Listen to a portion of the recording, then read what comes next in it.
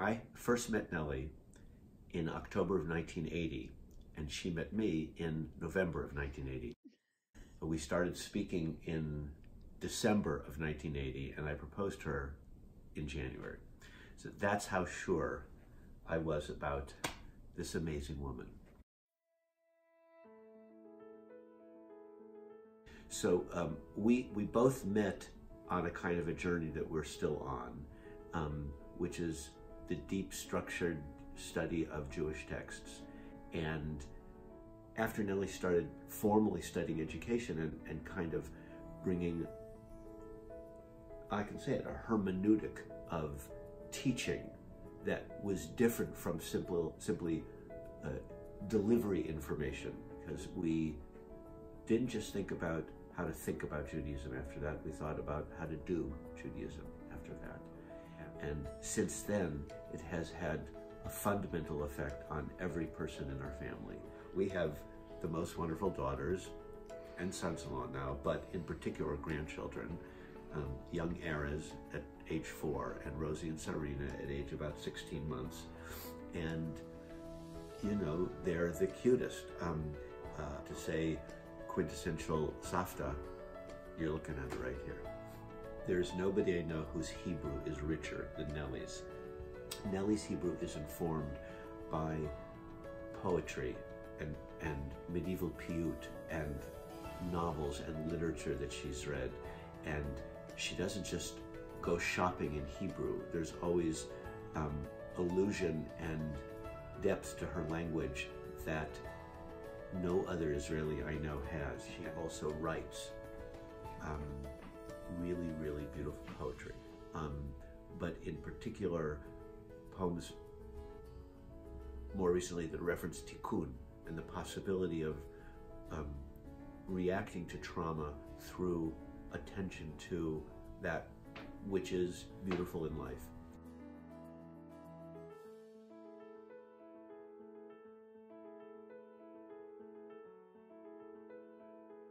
When I think of difficult aspects of my personal life,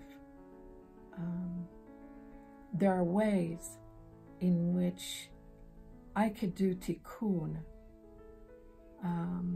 not erase the impact of those events in my life, but put them in a proper place so I can become stronger through these experiences rather than overwhelmed by them.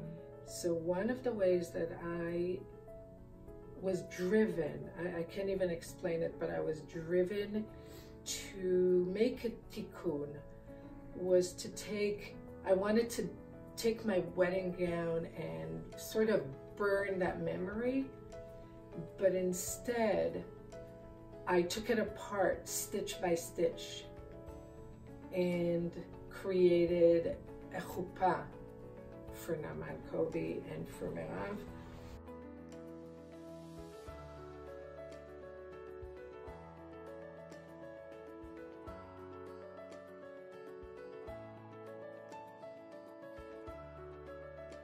Where WTA comes in its relationship as an institution of learning for Nellie, the immediate image that pops to mind is the famous Bialik poem, Hamatmid, right?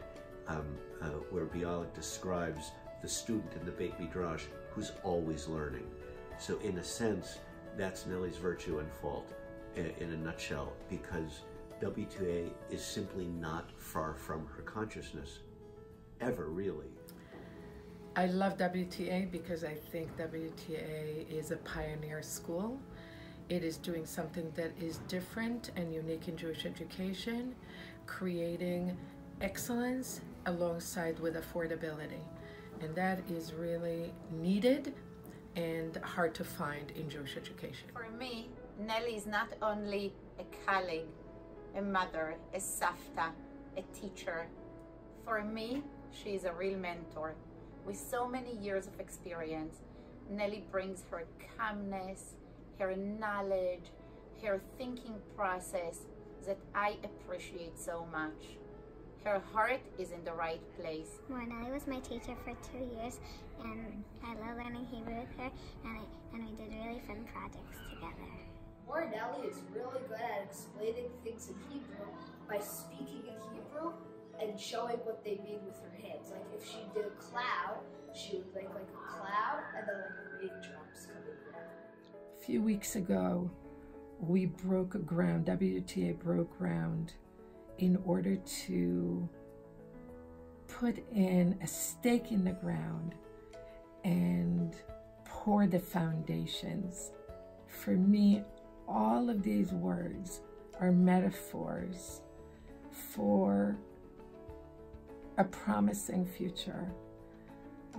We have created something new and different, and I cannot wait to see it continue to grow and flourish in its new home, building foundations.